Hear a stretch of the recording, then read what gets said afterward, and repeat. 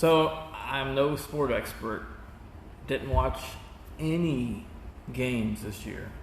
Not one, not a single one, until this game. And actually, I slept until halftime. And I really thought it was going to be a much closer game. But people that are my age or older that have been football fans, our quarterback that we considered the GOAT of our era probably was Joe Montana. And Joe Montana was just an amazing, amazing quarterback. And if you actually study sports, besides just watch them, and you become a fan, and you understand strategies, that's basically what sports are.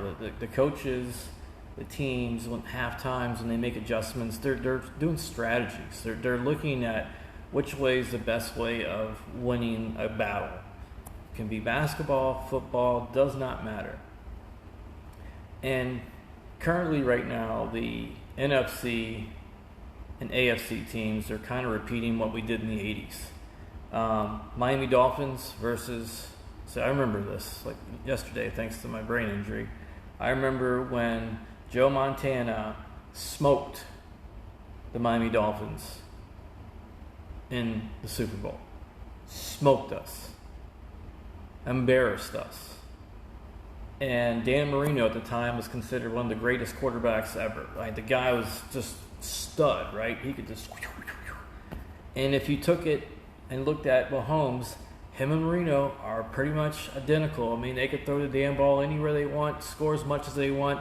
We had Marino and the Killer Bees. I don't even know. Now it's been how many? He's been in 2 Super Bowls and has gotten smoked or lost or whatever's happened. And I'll explain to you. It's real simple. It's a strategy. And Tom Brady, even though he's 100 years old in quarterback years and literally put on a clinic tonight, it's real simple. If you play chess, if you ever play games, it's not that hard to really look at the overview of the battlefield.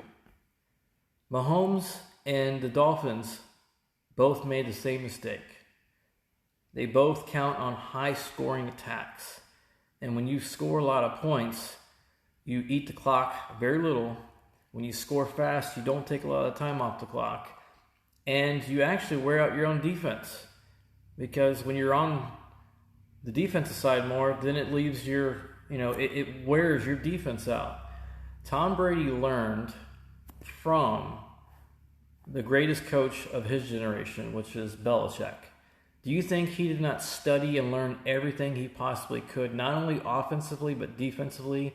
That's how he knows how to read and knows how to play so efficient.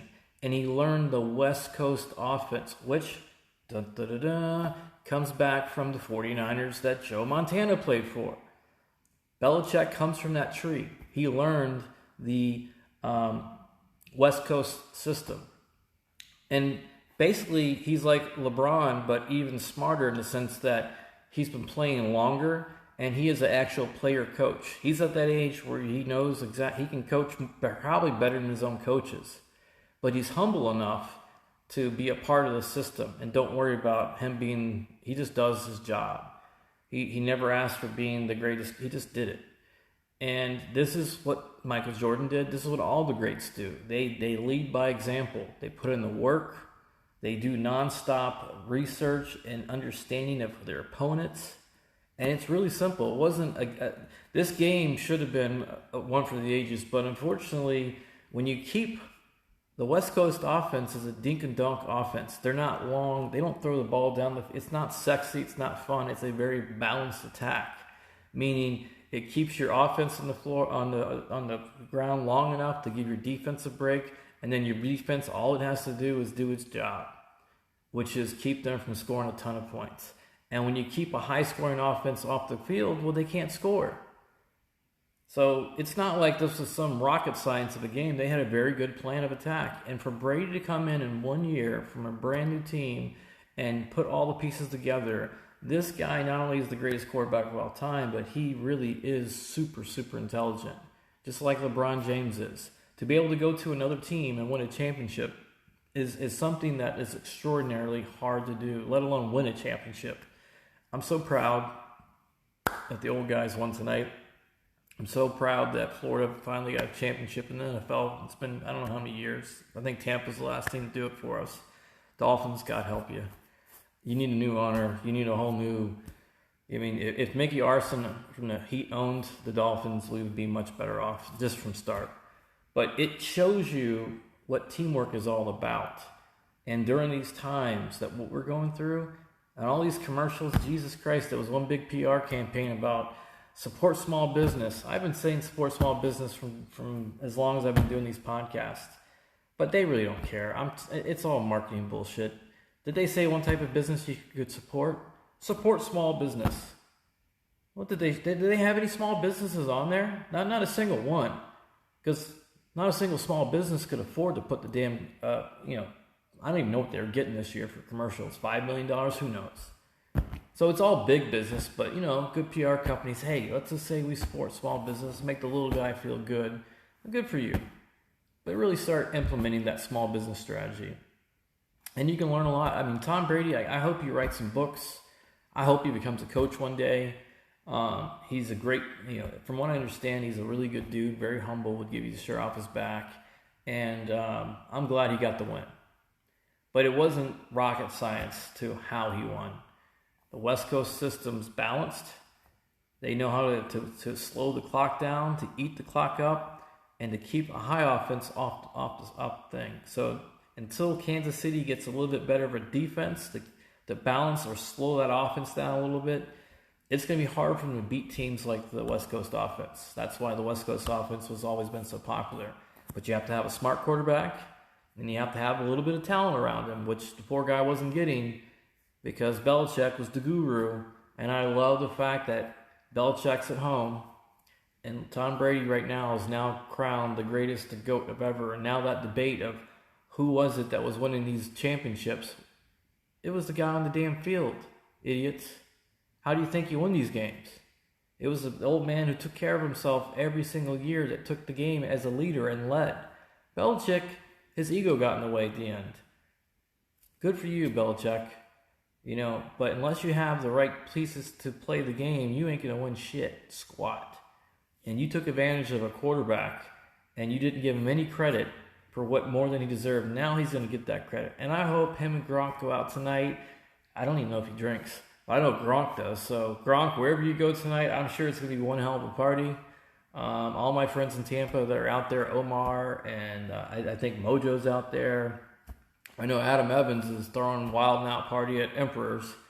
I think I seen him with a picture with Flavor Flav, so he's getting his crazy on. And, if I was out in Tampa and I was still the old me, Sin City days, I would definitely been hanging out with the guys tonight, celebrating in Tampa. I'm old, beat up, and the last thing I want to do is be around a ton of people. But for the rest of you guys in Tampa, man, I hope you guys have a blast. I know a lot of my friends are there. And congratulations, Bucks. But again, I'm not a strategist when it comes to football, but I know strategies, because that's what you do in marketing. You learn things. And that was a perfect game plan. Executed perfectly. And congratulations, Bucks. Hey, guys, thanks for listening in. All of you that checked in, Missy and Jesus and Ken. And, I don't get a chance to really look at all these. And Tina and Juan and William. But I do thank you guys, really. I'm just an idiot that doesn't care about speaking on a camera. And apparently you guys don't mind listening, so thank you for that. Chris and I have been talking back and forth all night about a few things, and we're going to be coming up with some game plans to try to help us. Mr. Perfect, what's up? Punishers, love you guys. Fish, Austin, I know Austin got a chance to watch. He's probably playing Fortnite now and already forgot about the game and probably did his TikTok. So hopefully we'll get his TikTok up, and he'll be, whatever that crap they do, flossing. And he's got his TikTok shirt, and he only needs like 147 more followers. So he's the official DJ Fearless on TikTok. Follow him so he can go live when he DJs. I think I already got him another event booked for March. So Fearless, keep practicing, and bless you guys.